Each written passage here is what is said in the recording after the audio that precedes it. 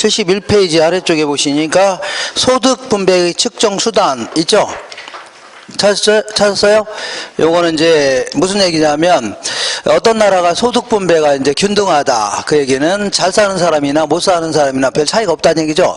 근데 어떤 나라는요, 소득 분배가 막 열악하다. 아니면요, 불균등하다. 그 얘기는요, 잘 사는 사람과 못 사는 사람의 차이가 크다는 얘기죠. 우리나라 같은 경우를요, 소득 분배가 좀 불균등하다 입니다. 이렇게. 그러면 이걸 측정하는 여러 가지 척도가 있는데 이거 알아보겠습니다. 이렇게. 자, 그러면 이렇게 해볼게요. 네, 우리나라의 이렇게 한 달간의 이 국민 소득이라 쳐보자. 그 소득자들의 소득을 전부 합친 게 뭐라고요? 국민 소득. 이렇게 해볼게요. 자, 우리나라의 그 소득계층의 소득을 전부 합친 걸 뭐라고요? 국민소득이다. 한 달간의 국민소득이고, 우리나라의 그 인구를 그 소득 계층에 따라 10개 계층으로 한번 쪼개보겠습니다. 이렇게 인구수에 따라서 요건 상위 계층, 얘는요 하위 계층, 요거 한 4가지 정도 쪼개보겠습니다. 이렇게 5개요. 이렇게. 자, 이렇게 해서 쪼개면 이제 총 뭐라고요? 네, 그 10개 계층으로 구분할 수 있죠. 10개 계층. 그러면 요거는 상위 계층, 얘는 뭐라고요? 하위 계층. 이렇게. 그럼 본인이 어디에 들어갈 것 같아요? 느낌? 네? 하위? 바닥? 이렇게. 되게 자, 이게 대답은 참 신속하고 좋네요. 어쨌거나. 자, 그럼 어쨌거나 이 10분위 분배율이라는 게 뭐냐면 이렇게 계산해 보겠다는 얘기입니다. 이렇게 상위 계층의 20%가 가져가는 소득의 점유율. 그러니까 20%라면 요거 사람들이 가져간 소득은 아까 대한민국의 1%가 60%의 땅을 갖고 있다고 했죠. 그러니까 상위 계층 20% 가져간 소득은 어마어마합니다. 그러니까 거의 이렇게 거의 대부분 가져간다 생각하시면 됩니다. 거의 이 정도는 다 얘들이 가져간다 생각하시면 됩니다. 알겠죠? 이렇게. 자, 그리고 이거분에 하위 계층, 예를 들어 20%가 가져가는 소득의 점유율 이렇게 한다면 20% 가져가는 소득은 거의 전밖에 안 지킵니다. 이게 전밖에 안 지켜요. 그래서 계산 자체가 안 됩니다. 이건 진짜입니다. 그래서 이거를 좀 높여야 됩니다. 그래서 40% 이런 식으로 이렇게 한 걸 뭐라고요? 10분위 분배율 이렇게 얘기합니다. 그래서 이거를 만약 어떤 나라가 분배가 좀 개선됐다 아니면 균등해졌다 그 얘기는요, 아무래도 상위 계층의 소득이 줄어드는 게 좋겠죠. 그럼 얘가 커질 겁니다. 아니면 상위 계층은 놔두고 해도 하위 계층의 소득이 늘어나면 좋겠죠. 그러니까 10분위 분배율은 높을수록 뭐라고요? 높을수록 분배는 뭐라고요? 균등하다 이렇게 표현합니다. 알겠죠? 이렇게 하나 넘겨보겠습니다. 넘겨보시면 이 로렌스라는 사람은 자, 이 자기 이름을 따서 소득 분배를 측정하는 하나의 수단을 한번 만들어 본 겁니다. 하나의 수단. 이런 식으로 한번 측정해 보겠다. 그런 의미입니다. 여기다가는 인구의 누적 점유율 해갖고 우리나라 인구 있죠? 소득자의 인구를 일렬로 쫙 세워놨다고 치면 됩니다. 알겠죠? 그래서 자, 여기가 10%의 인구, 20%의 인구, 여기까지 뭐라고요? 50%의 인구. 여기는 뭐라고요? 100%의 인구. 이게 인구를 일렬로 쫙 세워놨다 치면 됩니다. 그리고 여기다가는요, 소득의 누적 점유율이다 해서 10%의 소득, 20%의 소득, 50%의 소득. 그러니까 어디 갔어요? 10%의 소득, 20%의 소득, 50%의 소득, 100%의 소득. 점점 쌓아놓을 수 있죠? 이걸요, 소득의 누적 점유율 이렇게 얘기합니다. 그러면 대한민국에 있는 모든 소득자는, 자, 소득계층은 자, 한 달의 소득이 전부 다 200만 원 똑같다고 치자. 다시 해볼게요. 대한민국에 있는 모든 소득계층은, 소득자는 한 달의 소득이 얼마라고요? 200만 원 똑같다고 치자. 똑같다. 그러면 똑같다. 모두 다 똑같다는 얘기죠? 그러면 20%가 가져가는 소득은 딱 20%를 가져갈 겁니다. 무슨 얘기 하겠죠? 아, 소득이 다 똑같으니까 20% 가져가는 소득은 딱 전체 소득 중에 얼마라고요? 20%를 가져가야 되는 겁니다. 알겠죠? 그러면 50%가 가져가는 소득은 딱 얼마를 가져가요? 50%. 아니, 50%의 인구 가져가는 소득은 전체 소득 중에 딱 얼마를 가져가요? 50%를 가져가는 겁니다. 이해가 되시나요? 이렇게. 그래서 이해가 어떻게 잘 못하시는 분이시던데, 그러면 이러한 식으로 그려지는 거, 이런 식으로 그려지는 걸요, 완전 평등선이다 이렇게 얘기합니다. 완전 뭐라고요? 평등선. 자, 이런 나라는 현실적으로 있을 수는 없는 겁니다. 아무리 공산주의 국가라도 이웃에 이제 북한 있죠? 북한 같은 경우에는, 김정은 같은 경우는 하도 살이 쪄서 처먹어서 막 턱조가리, 셋조가리 아닙니까? 그리고 인민들을 굶어 죽는 사람들 수두룩하고, 그러니까 아무리 공산주의라도 이런 나라는 없을 겁니다. 알겠죠? 다만, 아마존에 예를 들어서 아마존에 어떤 시족이 하나 있는데 얘네들 이제 빤스만 입고 이제 사냥 다니고 하는 거 아닙니까? 그래서 이제 총 20가구가 있는데 남자분들이 이제 사냥에 나선 겁니다. 그래서 도끼 들고 낫 들고 칼 들고 이렇게 사냥에 나갔죠. 그래서 악어 한 마리를 딱 잡아왔습니다. 악어. 그래서 여기서 이제 가구가 20가구 쭉 삥 둘러 앉아갖고 이제 시족장 있죠. 시족장이 저울은 어디서 주워왔습니다. 시내에 가서 주워와갖고, 그거 주워드려? 그래서 주워와갖고, 자, 주워와갖고, 이 시족장이 정확히 20등분 하는 겁니다. 자, 20등분에다. 그죠? 나눠주는 거 있죠? 이런 나라를 뭐라고요? 완전 평등한 사회다, 집니다. 뭐라고요? 완전 뭐 이런 나라는 뭐 있을 수는 없을 겁니다. 알겠죠? 자, 이번에는 요렇게 세워놔 볼게요. 우리나라에서 제일 못 사는 사람이 숙자입니다. 숙자. 그래서 성은 뭐 같아요? 어떻게 아세요? 노숙자가. 노숙자. 얼마나 못 삽니까, 노숙자. 물론 뭐 어떤 분은 잘 사는 사람도 있는데 대부분 이제 못 사는 사람 아니니까.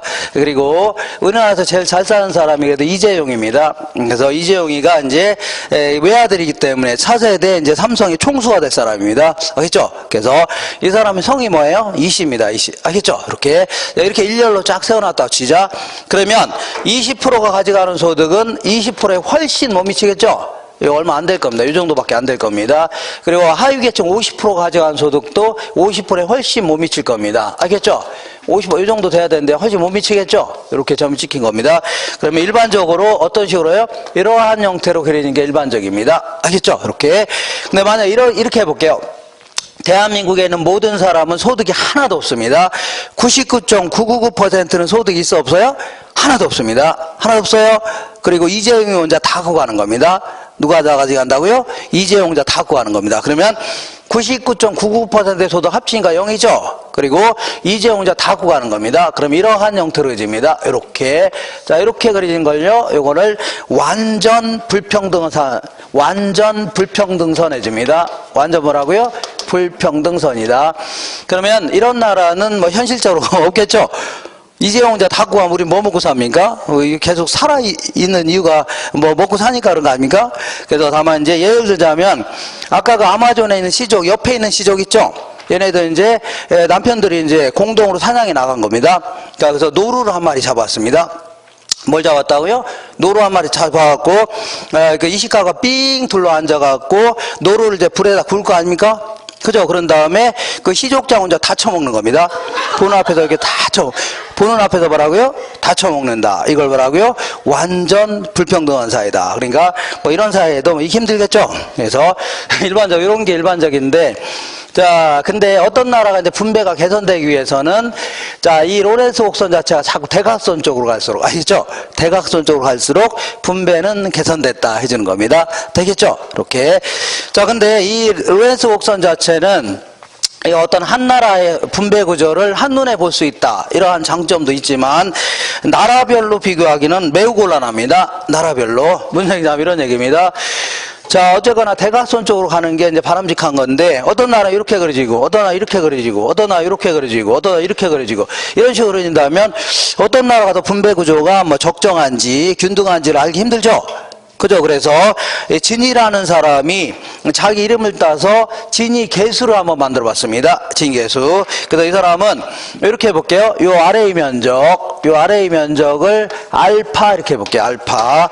그리고 나머지 면적을요 베타 이렇게 줄게요. 베타. 그러면 알파 플러스 베타 하면 이렇게 요런 합친 거죠. 요 아래의 면적이 되는 겁니다. 요거 중에 알파가 차지하는 면적, 이걸요 진이 개수라는 겁니다. 되시죠?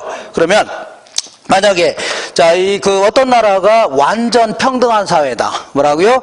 완전 평등한 사회라면 얘가 이쪽으로 가서 대각선이 된 거죠. 그죠? 그럼 대각선은 선분은 면적이 없는 겁니다. 그러니까 0을 뭘로 봐도 0이 됩니다. 그래서 0일 때를 완전 평등한 사회 해줍니다. 완전 뭐라고요? 평등한 사회. 근데 만약에 우리나라 같이 예를 들어서 대한민국에 있는 모든 사람은 소득이 하나도 없고 이재용 혼자 다 구한다 치자. 그러면 이 로렌츠 곡선 이쪽으로 가서 여기에 쫙 달라붙어 있는 거죠. 이렇게 돼 있는 거 아닙니까? 그죠? 그럼 알파 면적이 이만하네요. 그러면 알파 면적과 알파 플러스 베타 면적이 같다는 얘기죠? 똑같은 걸 나누게 1이 되는 겁니다. 그죠? 이런 걸요, 완전 불평등한 사회. 이렇게 얘기합니다. 근데 이렇게 극단적인 사회는 있을 수가 없는 거죠. 그러니까 자꾸 어떤 나라가 분배가 개선됐다, 아니면 균등하다는 얘기는 진위계수가 자꾸 0으로 갈수록 다 뭐라고요? 작아질수록 분배는 개선됐다. 이렇게 표현합니다. 되겠죠? 이렇게 해서, 자, 이건 뭐, 실전에서는 잘 안 나오고, 모의고사 이런 데서 좀 왕왕 나옵니다. 모의고사. 자, 그 다음에 있는 내용을 좀 보겠습니다. 자, 뭐가 있냐면 슈밥의 지수다 뭐 이런 게 있는데, 주거비 부담 정도를 측정하는 척도 있죠. 이걸 슈밥의 지수 이렇게 얘기하는데, 자, 이거는 이제 원래는 이제 생계비 총액 중에 생계비라는 게, 자, 그야말로 삶을 꾸려나가는데 드는 비용 있죠. 요걸 그러니까 저축하지 않고 쓰는 돈은 다 뭐라고요? 생계비입니다. 생계비 총액 중에 음식물비가 차지하는 비율, 요걸요 엥겔이 얘기했다 해서요 엥겔 지수다 이렇게 표현합니다. 요걸 컨닝해 갖고, 자, 이 독일의 경제학자인 슈밥이라는 사람은 요거 중에 주거비가 차지하는 비율, 이거 뭐라고요? 슈밥의 지수다. 자기 이름 따서 뭐라고요? 슈밥의 지수라고 명명했습니다. 자, 그러면 이런 얘기입니다. 갑이라는 사람이 있고 을이라는 사람이 있는데, 갑은 한 달에 1,000만 원을 법니다. 1,000만 원. 굉장히 많이 버네요. 을이라는 사람은 100만 원을 벌고 있습니다. 벌고 있어요. 예, 갑은요, 이제 놀부고, 을은 뭐라고요? 흥부 이렇게 되는데, 어쨌거나 가장 대표적인 생계수단이 뭐라고요? 의식주가 그래도 가장 대표적인 생계수단이 될 겁니다. 의식주. 알겠죠? 자, 그러면, 이 갑이라는 사람은 1,000만 원 정도 버니까, 아무래도 옷 같은 거, 명품 좀 사입어야 돼? 안 사입어야 돼요? 명품 사입해야 되겠죠? 한 100만 원 정도 써줘야 되겠네요. 한 달에 이렇게. 그리고 간혹가다 외식 같은 거 해야 돼요? 안 해야 돼요? 식구들 데리고 외식도 해야 되겠죠? 그러니까 한 200 정도는 좀 써줘야 되겠네요. 200만 원. 그리고 이런 사람은 집이 다 있을 거 아닙니까? 그죠? 그러니까 뭐 월세 내고 이런 건 아닐 겁니다. 다만 주택 같은 거 간혹가다 개조도 하고 조경사업도 좀 하고 해야 되겠죠? 이런데 한 100만 원 정도는 써줘야 되겠네요. 그래도 돈이 남아요? 안 남아요? 남죠? 남으니까 어떤 걸 해야 돼요? 이런 사람들은, 자, 문화활동도 좀 해야 되겠네요. 간혹가다 이제 좋은 오페라 같은 거 있으면 식구들 데리고 가서 이제 구경도 해야 되겠죠? 이런 데다가 한 100만 원 정도는 써줘야 됩니다. 그렇지 않으면 남아 돌아서 버려야 돼요. 그런 다음에 갖고 온 체육활동 이런 것도 좀 해야 되겠네요. 가서 이제 외국에 나가서 골프도 좀 치고 해야 되겠죠? 그죠? 그래서 그런 데서 한 얼마 써야 돼요? 한 100만 원 정도는 써줘야 되겠네요. 얼마냐고요? 100만 원. 자, 그래도 돈이 남아요? 안 남아요? 남죠? 그래서 가끔 공부도 좀 해야 되겠네요. 그래서 자, 저기 고려대학교 최고위 과정 같은 거 있죠? 이런 데 가면은 대한민국에 힘 좀 있는 사람 있죠? 그리고 돈 좀 있는 사람들이 모여갖고 일주일에 공부는 한 4시간 정도 하는데 그것도 지겨워갖고 졸고 있다가 그거 끝나면 이제 술이나 처먹고 이제 골프나 치러 다니고 이런 겁니다. 이게 모임, 그러니까 일종의 사설 모임이다 생각하시면 됩니다. 그래서 그런 거에서 그런 데도 돈 쓰러 가는 거 아닙니까? 사람 사귀고. 그렇죠? 돈 좀 써야 돼? 안 써야 돼요? 써야 될 거 아닙니까? 그래서 500, 600, 한 200만 원 정도는 좀 써줘야 되겠네요. 이렇게. 100만 원 써줘야 되겠네요. 100만 원. 그리고 자, 여행도 좀 다녀야 되겠죠? 한 달에 한 번 정도는 나갔다 와야 될 거 아닙니까? 한 100만 원 써줘야 되겠네요. 자, 그러면 400, 500, 600, 700, 800 썼죠? 그래도 남네요. 200 남죠? 저축해야 되겠네요. 버리긴 그렇잖아요. 그죠? 저축해야 되는데. 자, 을이라는 사람은 100만 원 벌어서 옷 같은 거 사 입을 수는 없는 거죠? 그죠? 그러니까, 놀분에는 애가 이제 한 명입니다. 원래는, 없었는데 어떻게 말년에 생겼습니다. 이렇게. 그리고 이제 을은 흥부인데, 이 사람은 어디 사냐면 이제 기찻길 옆에 삽니다. 어디서 한다고요? 그래서 애가 10명이야, 10명. 애가 몇 명이라고요? 남자, 여자 합쳐서 10명이에요. 그래서 왜 이렇게 애가 많은지 모르겠습니다. 어쨌거나 잠만 자려면 기차가 획 지나가고, 잠만 자면 기차가 획 지나가고, 그래서 도대체 잠을 못 자게 합니다. 그래서 어쨌거나 애가 이렇게 많아요. 그래서 딴 얘기 안 했습니다. 어쨌거나 애가요, 남자, 여자 합쳐서 몇 명이라고요? 10명입니다. 그래서 이제 애가 이제 쭉 일렬로 딱 세워놓으니까, 그래서 남자 다 합쳐서, 몇 명이라고요? 10명입니다. 그러면 이제 형한테 가서, 놀부한테 가서 이제 놀부 와이프한테 한 대 맞은 다음에, 샤댕이한테 맞은 다음에, 얘가 입었던 빤스 있죠, 얘가? 아들이 입었던 빤스 있죠? 요걸 이제 가져오는 겁니다. 가져와서 얘한테 입히는 겁니다. 그죠? 그러면 얘가 이제 크면은 이제 얘한테 물려주면 되죠? 이렇게. 얘가 또 크면 얘한테 이렇게 물려주면 될 거 아닙니까? 그죠? 크면 이제 물려주고. 이렇게 물려보다 보니까 7번째는 거의 이제 무슨 빤스가 된가요? 망사 빤스가 된 겁니다. 무슨 빤스라고요? 망사. 그러면 이거 입히기 곤란하죠? 그럼 어쩌서 하나 사야 되겠네요. 그래서 이렇게 해서 한 20만원 정도는 사야 될 거 아닙니까? 그래도 이런 거라도 써야 되고, 그 다음에 여기는 애들이 하도 많아서 콩나물하고 이제 두부만 사는데도 쌀하고 해서 합쳐서 20만원 들어가네요. 그죠? 나머지는 월세 이렇게 60만원 내야 되겠네요. 이렇게. 그러면 남는 돈 있어 없어요? 없죠. 여기 쓸 돈이 어디 있습니까? 문화활동 어떻게 합니까? 그냥 저녁 때 이제 10시 넘어가면 EBS에서 뭘 해주냐면 문화산책 이렇게 해줍니다. 그래서 그거 있잖아요. 오페라 한 거 있죠? 그대로 해줍니다. 그거 가만히 앉아서 보면 되겠네요. 그죠? 그리고 자, 이 체육활동은 애들도 많죠? 10명이서 남자 합쳐서 10명에다 자기까지 합치면 몇 명이라고요? 11명 아닙니까? 축구단 딱 만들어갖고 조기 축구에 가서 걔들하고 맨날 붙는 겁니다. 왜냐하면 아주 같은 식구들이니까 아주 결속력은 뛰어나겠죠? 그래서 깡다구로 맨날 이기는 겁니다. 그래서 돈 내기해서 따오는 겁니다. 그리고 자, 이게 공부는 흥부가 항상 이럽니다. 니네들 나는 학교 다닐 때 교과서만 보고 공부했다. 맨날 그런 겁니다. 그래서 니네들도 교과서만 보고 공부하라는 얘기죠. 그러니까 자기는 학교도 안 다녔으면서 나 공부했다고 이렇게 속이고 아이들한테.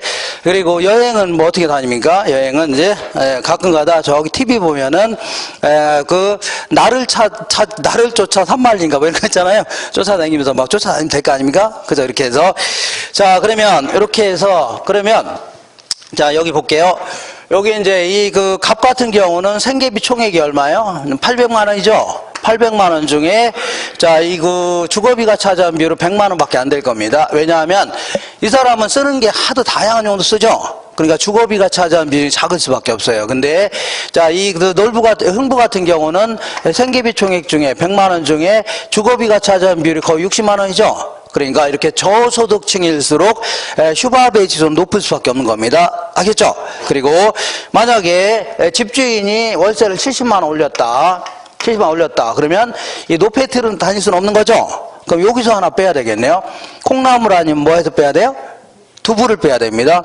그죠? 그래서 월세 낼 거 아닙니까? 그러면 콩나물에서 빼야 돼요? 두부에서 빼야 돼요? 둘 중에 하나 빼야 될 거 아닙니까? 뭘 빼야 돼요? 네? 이거 어렵지 않은 건데?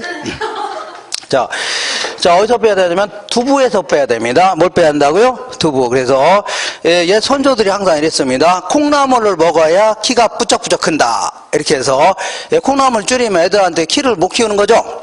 그죠? 그러니까 콩나물 많이 먹여야 되기 때문에 두부에서 줄여야 됩니다. 그죠? 그래서 제가 이렇게 해서 여태까지 콩나물만 먹고 이렇게 살아와서 이 모양 요꼴이 된 겁니다. 이렇게. 그래서 옛 선조들이 맞는 게 별로 없어요. 보니까. 그죠? 그러니까 어쨌거나 이렇게 집주인이 임대료 같은 거 올리게 되면 주택 부담 능력은 뭐라고요? 떨어질 수밖에 없다는 얘기입니다. 아시죠? 이렇게 하시고. 자, 그래서 다시 한번 할게요. 저소득층일수록 휴바베 지수는 어떻다고요? 높고 주택 부담 능력은 작고 어떻다고요? 저하될 수밖에 없다. 이렇게 하시면 됩니다. 자, 이번에는 이런 얘기를 해볼게요. 자, 주거비 부담 정도를 측정하는 지수 중에 PIR 지수라고 있는데, 이건 Price Income. 자, 이거는 가격, 이거는 소득, 레이쇼에서. 자, 보통 이제 연간 소득 대비해서, 우리나라의 주택 가격의 평균, 이걸요, 자, PIR 지수 해주는데, 만약에 주택 가격들이 막 높아졌다. 그러면 이게 높아지는 거죠? 그죠? 그러면 사람들은 주거비 부담하기 힘들어지는 겁니다. 그죠? 주택 가격은 그대로인데 연간 소득이 줄어들었다. 그러면 이것도 증가하는 겁니다. 그러니까 자꾸 PIR 지수가 높아질수록 주택 그 주거비 부담은 커진다. 이렇게 하시면 됩니다. 알겠죠? 그다음 이번에는 RIR 지수라고 할게요. 렌트 인컴 레이시오 해갖고 이것도 마찬가지로 연간 소득 대비 연간 보통 연을 따집니다. 연간 주택 임대료가 차지하는 비율, 전국에 있는 임대주택에 대한 임대료 평균이죠. 요게 차지하는 비율인데 만약에 임대료 같은 게 올라갔다는 얘기죠.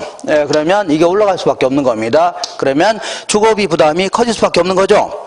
반대로 임대료는 그대로인데 사람들 소득이 줄어든다. 그래도 이거 올라갈 수 있죠. 그러니까 이런 식으로 하게 되니까 자꾸 PIR 지수가 높아질수록 주거비 부담은 힘들어질 수밖에 없다. 이렇게 하시면 됩니다. 알겠죠?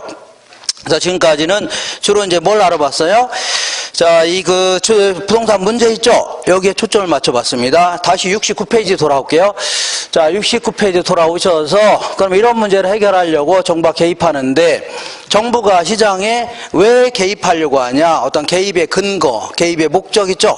이런 쪽에서 따져볼게요. 정부가 시장에 개입하려고 하는 이유라고 할까요? 이건 크게 따진다면, 이렇게 두 가지 형태로 구분해 볼 수 있습니다. 먼저 비효율적으로 자원이 배분됐다. 자, 말이 약간 어떻다고요? 추상적이지만 느낌으로 마시면 됩니다. 비효율적으로요 자원이 배분됐다. 그 얘기는 자, 이런 얘기입니다. 어떤 내 식구 가정이 있는데, 자, 이 피자를 아빠가 퇴근하면서 요만한 피자를 사왔어야 됩니다. 원래는. 그죠? 근데 무식하게 이따만하게 큰 피자를 사왔다는 얘기죠. 이걸 먹다 보면 남아요, 안 남아요? 남을 수 있는 거죠. 그죠? 그럼 그대로 버리기도 하고, 그러니까 자원의 낭비를 가져오는 겁니다. 이러한 집안이 자원을 효율적으로 배분했다 할 수는 없는 거죠. 낭비를 가져오니까. 그잖아요? 그리고 버려야 되니까. 이번에는 피자를 요따하게 조그만 조각 피자를 사왔다. 그러면 애들은 줘야 되죠? 자기는 이제 자기가 사왔다고 자기는 처먹을 거 아닙니까? 그럼 이제 누가 못 먹어요? 엄마가 또 못 먹을 거 아닙니까? 그래, 이것도 자원을 효율적으로 배분했다 할 수는 없을 겁니다. 알겠죠? 그러면 똑같은 논리로 대한민국에 있는 자원도, 자, 이 필요로 한 양이 이만큼이라면 이 정도만큼을 생산 공급했을 때 자원은 뭐라고요? 효율적으로 배분됐다. 이렇게 표현합니다. 그래서 만약에 물건이 이렇게 남아돌면 낭비를 가져오는 거죠. 그럼 이런 나라가 적정한 성장할 수가 없을 겁니다. 아니면요, 조금밖에 생산 안 하면 모자란, 이용 못하는 사람도 있죠. 그죠? 그러면서 누군가는 엄청난 이익을 챙겨갈 수 있는 겁니다. 그럼 누가 손해본다는 얘기죠? 다시 해볼게요. 사회적으로 적정한 양보다 훨씬 적게 생산되거나 많이 생산됐을 경우는 누군가는 엄청난 이익을 챙겨갑니다. 그럼 누가 손해본다는 얘기죠? 그죠? 그리고 자원의 낭비를 가져오니까 이런 거는 적정한 성장할 수 있어 없어요? 없다는 얘기입니다. 아셨죠? 다시 한번 해볼게요. 사회적으로 필요한 양이 이만큼인데 이거보다 훨씬 적게 생산되거나 많이 생산됐을 경우는 누군가가 엄청난 이익을 챙겨가요, 안 챙겨가요? 챙겨간다는 얘기죠. 누가 손해보는 거 아닙니까? 그리고 이렇게 문장 많이 생산했을 경우는 자원의 낭비를 가져오죠. 그런 나라가 성장할 수가 없다, 그런 얘기입니다. 그래서 안 되겠다. 자, 이 누구는 손해보고 누구는 이익 보지 않게끔 하겠다는 얘기죠. 그래서 자원 배분을 효율적으로 하겠다, 그런 얘기입니다. 그러면서 그 나라가 부쩍부쩍 성장하도록 하겠다는 얘기죠. 그래서 효율성을 높이겠다, 이렇게 해서 개입하는 걸요, 이거를 경제적 기능이다, 이렇게 표현합니다. 무슨 기능이라고요? 경제적 기능. 이거를 그래프 형태로 알아볼게요. 자, 그래프 형태로 알아본다면 수요와 공급이 이렇게 만나는 점에서 균형 가격과 수량이 결정되는데, 이렇게 P0, Q0. 그럼 만약에 요 점에서 거래가 이루어진다면, 자, 생각해 볼게요. 요 점에서는 사고자 하는 양과 팔려는 양이 일치하죠? 그죠? 그래서 소비자가 필요로 하는 양과 공급자가 공급하고자 하는 양이 일치한다는 얘기입니다. 그죠? 그럼 자원이 뭐라고요? 남아도는 물량도 없고 모자란 물량도 없다는 얘기죠? 그 자원이 어떻다고요? 효율적으로 배분됐다 해줍니다. 어떻게 배분됐다고요? 효율적으로 배분됐다. 근데 자, 우리 수요 공급 이론 할 때 공부한 것처럼 만약 균형 가격이 이렇게 벗어나 있다고 쳐볼게요. P1 수준으로. 그럼 이만한 가격에서 사고자 하는 양은 이만큼이죠? 그 다음에 팔려냥 이렇게 많다. 그럼 물건이 남아돌아요, 안 남아돌아요? 남아돌죠? 그죠? 그러니까 아파트를 살 사람은 5명밖에 안 되는데 팔려고 내는 거는 한 2,000개는 된다. 그럼 물건이 남아요? 안 남아요? 남아 돌죠? 그럼 가격이 올라갈 것 같아요? 떨어질 것 같아요? 떨어지게 되어 있습니다. 떨어짐에 따라서 수요의 법칙에 따라 사는 사람 많아지는 거죠. 그 다음에 공급의 법칙에 따라 안 팔려고 줄어든다는 얘기죠. 곧바로 이 점에 이르는 겁니다. 반대로 이렇게 되어 있을 때는 물건이 모자란다는 얘기죠. 그럼 곧바로 올라가는 겁니다. 이 점에 이른다는 얘기죠. 그래서 시장은 항상 물건이 남아돌거나 모자랄 경우는 즉각적이고 신속하게 가격과 수량이 조정되면서 어디에 이른다고요? 균형점에 이른다는 얘기입니다. 알겠죠? 이걸 시장 자율 조정 기능 이렇게 얘기하는데, 그러면 자 물건이 남아돌거나 모자랄 수가 없죠.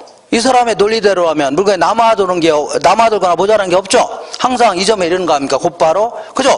근데 요 점에 이른다고 얘기한 거는 오리지널 자본주의 경제학자 있죠? 이분들 얘기입니다. 이분들 얘기고, 현실 경제는 그렇지 않다는 얘기죠. 현실 경제는 구조적으로, 인위적으로 물건이 남아돌거나 모자라면서 누군가는 어마어마한 이익을 챙겨간다는 얘기입니다. 예를 들어서 자 어떤 시장이 독점 시장이다.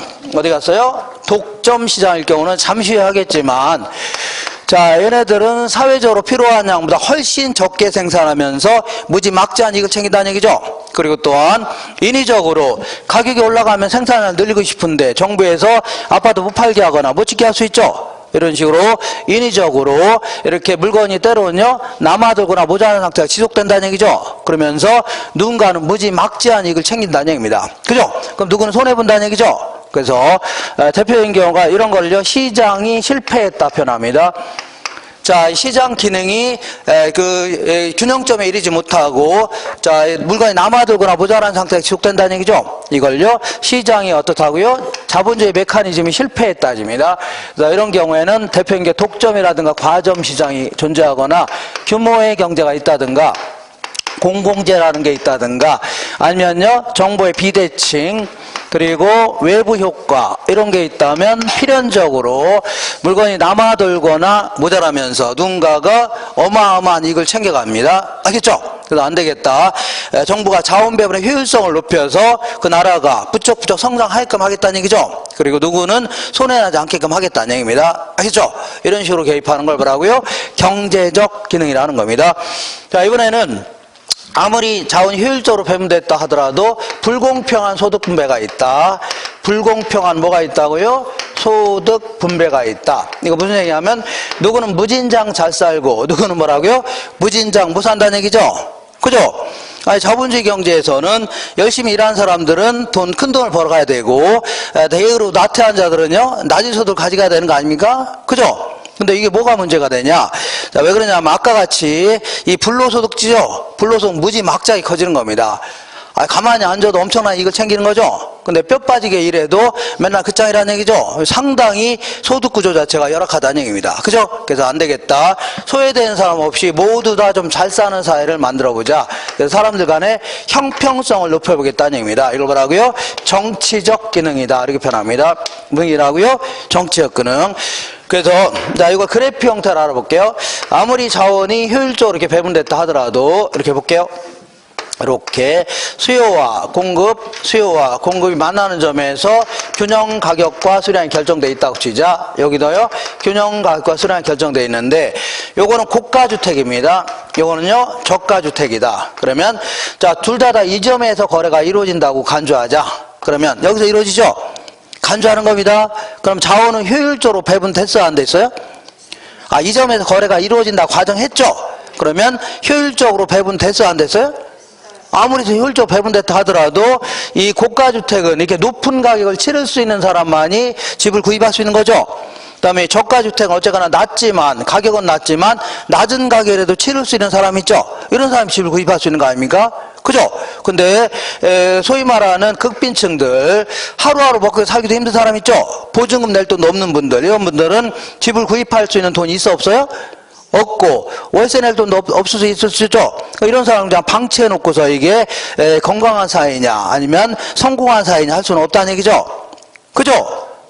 그렇지 않나요? 그래서 소외된 사람 없이 이런 사람들도 인간답게 살 수 있는 길을 좀 열어줄 필요가 있다는 얘기죠. 그죠? 그래서 이런 식으로 개입하는 걸 뭐라고요?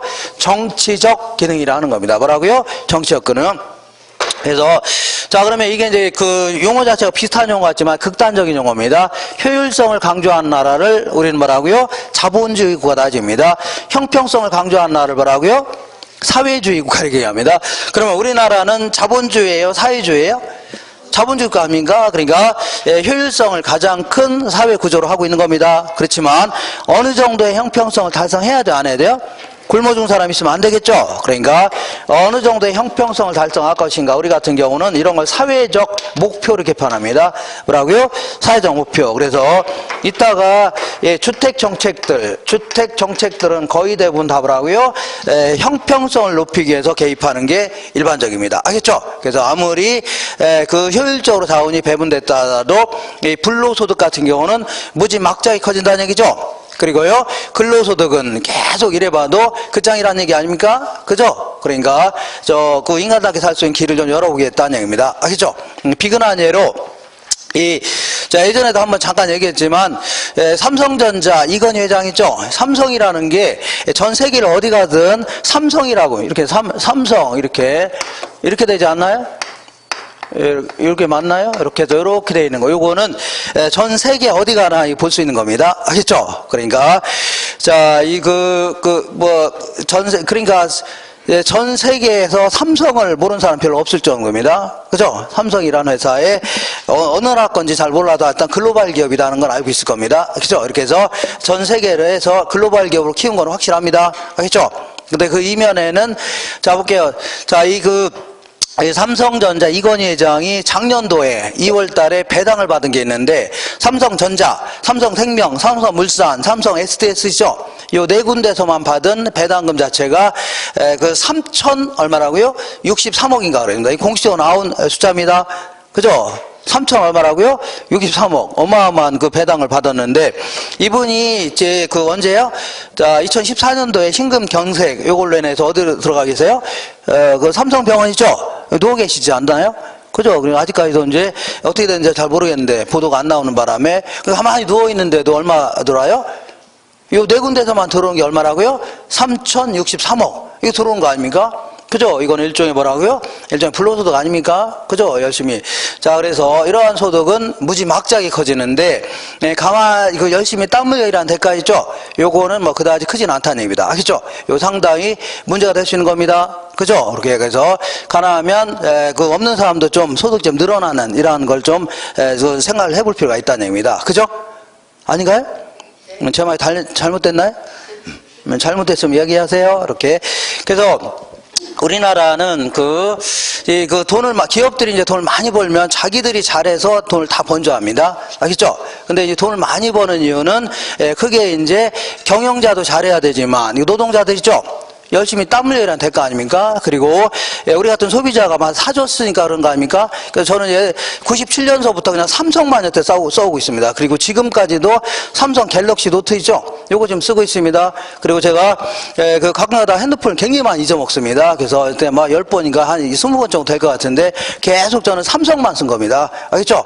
애국하려고 뭐라고요? 삼성만 쓴 거 아닙니까? 그러니까 나 같은 사람이 그 핸드폰을 사줬으니까 이렇게 삼성이 이렇게 글로벌 기업이 되는 거 아닙니까? 그죠? 그러니까 자꾸 사회에 환원할 생각 이런 거 좀 해야 되는데 외국에서는 이제 기부 같은 거 있죠? 기부 문화 상당히 발달돼 있습니다. 근데 대한민국은 기부하려면 그 연말 연시에 뭐 불우이똑 성기문 있죠? 요 기껏해야 뭐 몇천만 원 내고 이런 게 답니다. 그래서 상당히 기부 문화가 좀 안 돼 있는 건 확실합니다. 그죠? 그러니까 미국 같은 경우에는 재벌들 있죠, 재벌을 하면 뭐, 빌 게이츠 같은 거 아닙니까? 이런 사람들은 마이크로소프트 거기 이제 회장 아닙니까? 얘네들은 이제 돈만 생기면 기부가 이제 그냥 막 관행화되어 있는 겁니다. 그냥 그 습관화되어 있는 겁니다. 그리고, 자, 워싱턴 포스트사 그 사장이고, 그 다음에 또한, 버크셔 하더웨이의 사장 있죠? 워렌 버핏이라는 사람도 돈만 생기면 그냥 막 기부하는 겁니다. 돈만 생기면.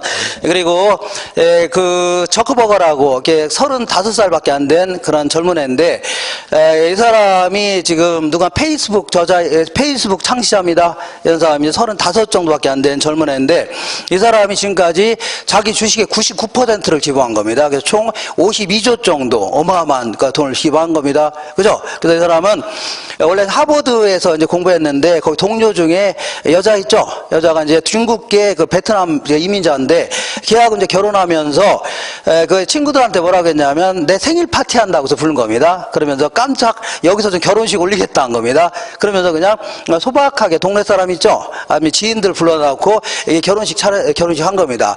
대한민국에서는 상상도 못 합니다. 재벌이 결혼할 때 이렇게 결혼한 경우는 없거든요. 상상 못 합니다. 이렇게 결혼하고, 그냥 후드티 같은 거 있죠? 그리고 이런 거 입고서 그냥 신혼여행 갔다 오는 겁니다. 그냥, 뭐라고요? 돈 조금 들고서 이렇게 갔다 오고, 소박하게 살면서도 돈 생긴 거 어마어마 기부하는 거 아닙니까? 그죠? 그러면 이렇게 자꾸 기부하게 되면 그 돈을 우리 같은 사람이 이제 기부 받아서 이제 쓸 거 아닙니까? 그러면 소비도 증가하고 그러면 기업도 신나는 거죠. 그럼 또다시 기업도 생산도 늘리고 하면서 건전하게 그 나라는 발전해 나갈 수밖에 없는 겁니다. 알겠죠? 이런 형태가 지속되는 이러한 사회구조가 바람직한 겁니다. 그렇잖아요? 그죠? 그래서 어느 정도의 기부 문화 이런 거는 좀 발달하는 게 좋습니다. 사회에 자꾸 환원할 수 있는 그런 길 있죠? 열어주는 게 좋아요. 여는 게 좋습니다. 근데 우리나라에서는 자, 기부는 안 해도 상관없습니다. 뭘 안 해도 상관없다고요? 기부 안 해도 상관없어요. 세금이나 떼어먹지 말아야 돼요. 뭘 떼어먹지 말라고요? 세금이나 떼어먹지 말라 그런 얘기입니다. 96년도에 그 이건희 회장이 저 에버랜드 주식을 이재용한테 그냥 주게 되면 그냥 증여세가 무지막지하게 나옵니다. 거의 뭐 천문학적인 증여세가 나오니까 이 사람들이 이제 탈법적으로 어떻게 했냐면 전환사채를 발행했는데 전환사채라는 게 나중에 사채는 사채인데 회사채인데 나중에 주식으로 바꿀 수 있는 사채입니다. 아시죠? 근데 이거는 형성권이라 언제든지 바꿀 수가 있는 겁니다. 요걸 이제 발행했는데 시세보다 훨씬 낮게 해서 발행한 겁니다. 시세보라고요? 훨씬 낮게 해서 발행했어. 그랬더니 발행하니까 일반 주주들이 이걸 구입하려고 안 하려고요? 일반 주주들이 구입하지 않으려고 하겠죠? 그러면서 이거를 그대로 주식 구입하지 않은 거를 이재용이가 전부 다 인수했던 겁니다. 그러다 보니까 갑자기 뭐라고요? 이재용이가 최대 주주가 된 겁니다. 그러면서 에버랜드를 그대로 이렇게 최대 주주가 된 겁니다. 이런 식으로 편법적으로 이렇게 증여한 겁니다.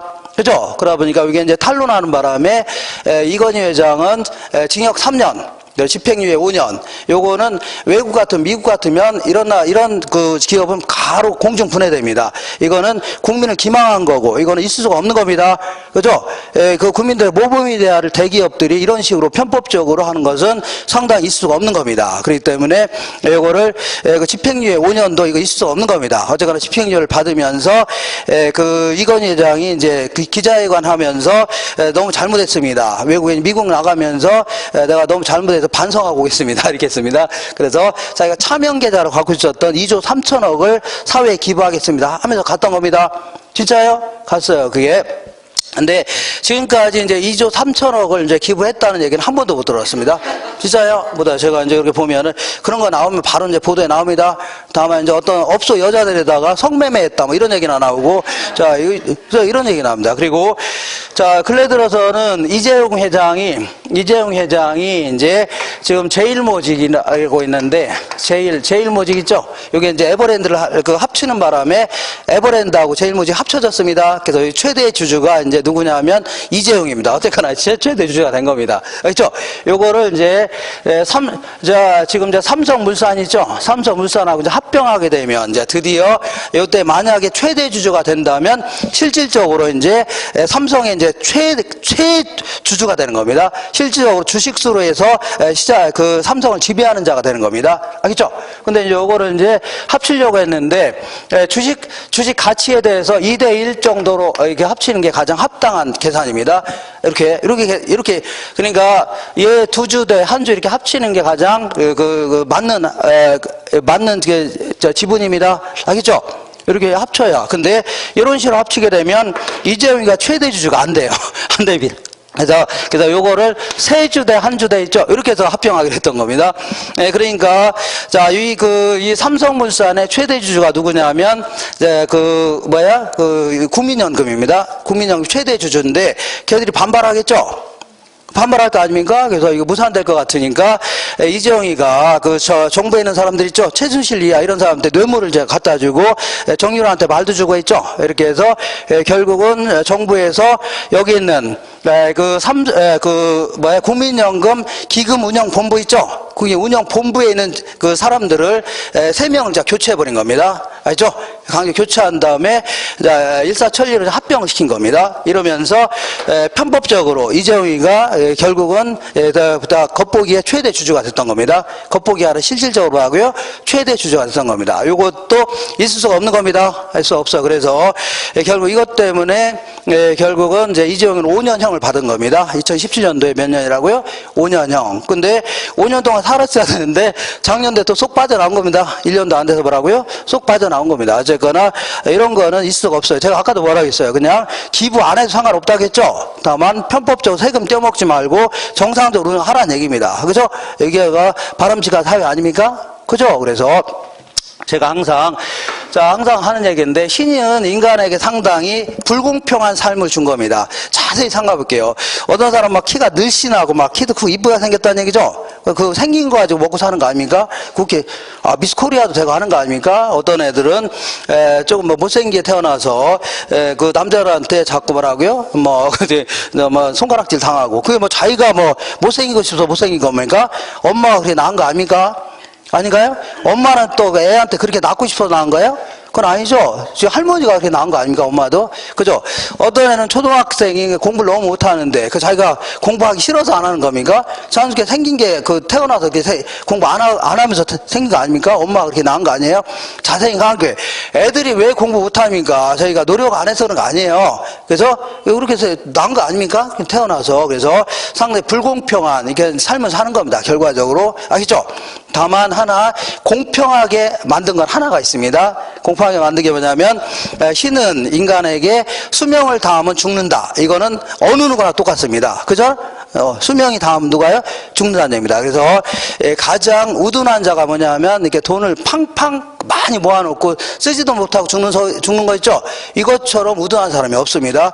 아니 이렇게 지금 병실에 누워있어서 돈만 찾고 있으면 뭐합니까? 탁탁 풀고 이렇게 얼마나 이렇게 사회에 공헌하면 우리가 그런 사람 존경하는 거 아닙니까?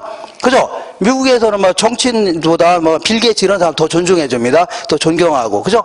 얼마나 존경하고 좋습니다. 그렇지 않나요? 깜빵이 가는 것보다 낫지 않나요? 잘못됐나요? 그래서 가능하면 이렇게 기부 문화 이런 게 좀 더 발달했으면 좋겠다 하는 개인적인 심정입니다. 주무셨나요? 주무신 것 같은데요. 그래서 쓸데없는 소리 아니고 이렇게 불로소득 같은 거 있죠? 너무 무지막지하게 커진다는 얘기입니다. 그래서 상당히 문제가 되는 겁니다. 자, 그래서 지금부터 뭘 공부할 거냐면 이렇게 이런 걸 뭐라고요? 시장 실패라는 건데, 시장 실패의 구체적인 이유들 있죠? 왜 시장 실패가 되냐? 이런 걸 쭉 한번 살펴보겠습니다. 자, 어디를 볼 거냐 하면 73페이지 있죠? 73페이지 찾았죠? 여기서부터 부동산 정책이라고 나오는데, 자, 거기 보시면 부동산 시장 개입의 목적해서 우리 교재는 245페이지. 안 적은 분 써주세요. 245페이지. 그리고 한 장 넘겨보시면 외부 효과 있죠? 외부 효과 246페이지. 몇 페이지라고요? 246페이지. 그리고 한 장 넘겨보시면 76페이지에 부동산 정책의 개입 수단 있죠? 요거는 어디라고요? 253페이지에 있습니다. 몇 페이지라고요? 253페이지. 이렇게 해서 자, 요거를 좀 할 건데, 요게 이제 이번 시간 한 것도 없는데 시간이 다 됐네요. 그래서 어떻게 하겠다는 얘기예요? 어떻게 하셨어요? 쉬었다 좀 하겠습니다. 잠깐 쉬겠습니다.